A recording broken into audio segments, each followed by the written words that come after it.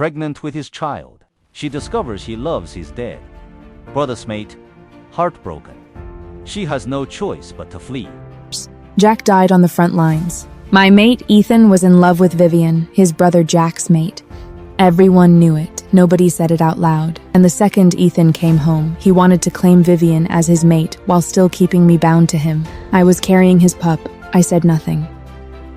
That same night, I left. When the news came in, Vivian collapsed.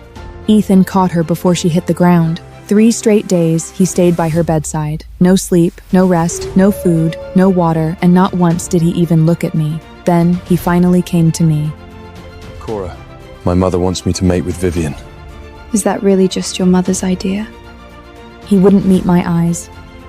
Vivian's got 2 little ones already, and she's pregnant again. Jack's gone. I can't just leave her like that. I'd known all of this before Ethan and I ever mated. The 3 of them grew up together. Both brothers wanted her. She chose Jack. And after that, he stayed by Vivian's side in silence, protecting her, loving her, even though she was his brother's mate. Now Jack was dead. Ethan was finally getting Vivian, the girl he loved, but I was pregnant and dared not tell him. I knew he'd trap me if he found out, so I stepped back when he tried to wipe my tears away. Ethan, let's break the bond. Jack refused.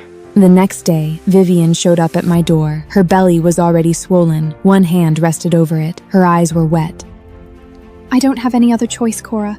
I can't raise 3 pups on my own. Those pups need a father. And you don't even have any of your own.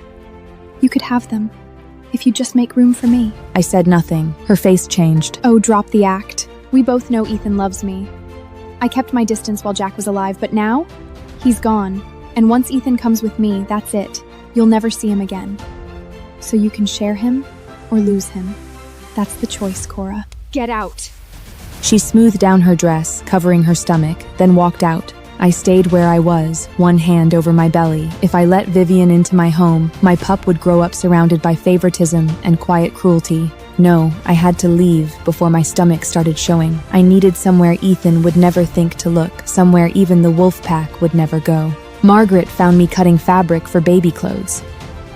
Your craftsmanship is incredible, Cora. The pups will be snug in those. I said nothing. This was for my baby, whether her father wanted her or not.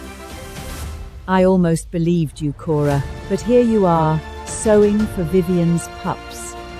You're already acting like they're yours. Margaret, what if I refuse to let Vivian become his second mate? She froze for a second, then she laughed. You won't, Cora. Just look at you. You're already sewing for her pups. What if I do refuse? The smile vanished from her face. You are my son's mate. I am his mother. Between you and Ethan, I will always choose my son. You've known the truth all along.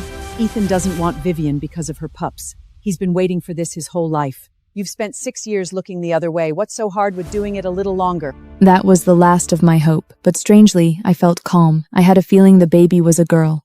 The next morning, I changed into clean clothes, grabbed a small bag, and headed for the door. Ethan walked in right then. Where are you going? It's the full moon tonight. The pack's moon shrine stood to the west. For 6 years, on every full moon, I went there to pray to the moon goddess for a pup. Do you want me to come with you? No. I climbed up the hillside. I needed a cabin, somewhere to hide. But before long, I got lost. Every tree looked the same. Then the sun went down. A wolf howl echoed in the distance. Rogues. I turned and ran downhill. My ankle caught on a root, and I hit the ground hard. Pain shot up my leg. I couldn't get back up. Cora? I looked up. Ethan's oldest brother. He helped me sit up against a tree and handed me his canteen. Cora, what are you doing this far out? Cole was 38. 6 years ago, when Ethan and I bonded, he was already one of the best border warriors in the pack. Jack had been the lead warrior. Ethan was the born alpha, but Cole never fought for power. Everyone who'd ever crossed pack lines knew who really kept the territory safe. Him. He spent most of his time patrolling, hunting, and clearing out rogue wolves. Sometimes he vanished for months. The younger wolves in the pack worshipped Jack, but the ones who had actually seen battle, they respected Cole more. Right after I became Luna, Cole came back from a 3-week patrol. His boots had holes in them. There was an untreated wound on his arm. Margaret was making dinner for Ethan and didn't even look up. So I made Cole the best pair of boots I could. When I handed them to him, his hand shook. A grown man in his 30s, eyes turning red, and not a word came out. What is it? A warrior's not gonna cry over a pair of boots. He lowered his head, his throat moved, but he still said nothing. After that, every time he came back from patrol, I saved him a hot meal. Nobody else in the house thought it meant much. But Cole's eyes always told me the truth. He remembered every single time. He'd only been gone 8 Jack days is this dead. time. He had no idea what had happened at Ethan home, wanted so I Vivian. told him everything. I said no. Come with me. There was a small lake and a cabin in the valley. This is my place. You're staying here from now on. What about you? I'm staying too, at least until the baby's born. I froze. How did you know I was pregnant? The moment I caught your scent, I knew. It's different now. Faint, sweet. The scent of a mother carrying a pup. And on the way here, you threw up twice. You kept holding your stomach.